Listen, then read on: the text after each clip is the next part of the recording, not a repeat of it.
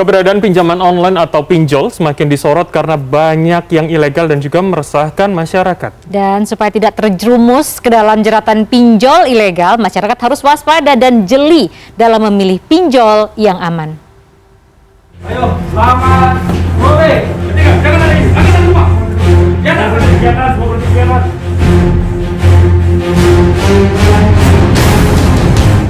Maraknya kasus pinjaman online atau pinjol ilegal yang membuat orang terjerat utang berbunga tinggi membuat pemerintah akhirnya bergerak memberantas pinjol ilegal.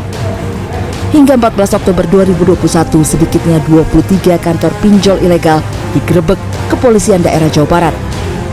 Penggerebekan ini berawal dari laporan seorang warga Bandung berinisial TM yang mengaku diteror penagih utang. TM memang sempat meminjam uang lewat aplikasi pinjol dan sudah melunasinya. Namun ia menerima SMS tagihan yang disertai tautan atau link dari aplikasi yang berbeda.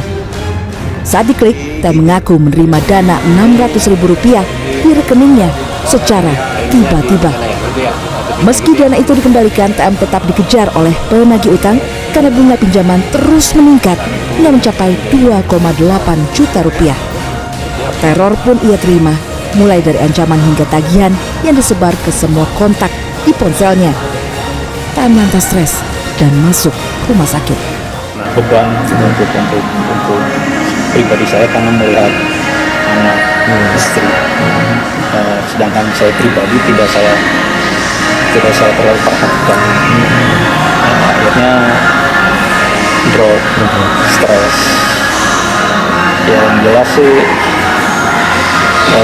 kecemasan dan panikan itu semakin menjadi-jadi. Kemudian akses dan pencairan dana menjadi kelebihan pinjaman online sehingga membuatnya populer di masyarakat. Sayangnya, sebagian besar masyarakat belum dibekali literasi keuangan yang baik sehingga sering mengabaikan resiko di balik kemudahan yang ada. Ironisnya lagi, pinjaman online juga kerap digunakan untuk membeli hal-hal konsumtif. Mereka orientasinya lebih kepada digerakkan oleh konsumtif. Tentu kan tidak ada sulit dibayangkan istilahnya untuk memberikan pengembalian dalam tempo yang tepat waktu. Dan yang terjadi adalah masyarakat semacam ini banyak yang default, banyak yang gagal. Dan ketika gagal, solusi yang terbayangkan adalah ya pengalaman mereka yang sudah mereka lakukan sebelumnya, pinjam lagi ke tempat lain. Berdasarkan data Otoritas Jasa Keuangan OJK, saat ini baru 106 pinjaman online di Indonesia yang sudah terdaftar secara resmi atau legal.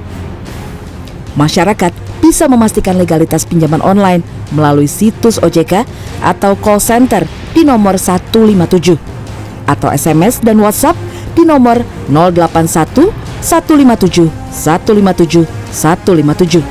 Untuk menghindari jerat pinjol ilegal, masyarakat harus waspada jika ada penawaran pinjaman melalui SMS.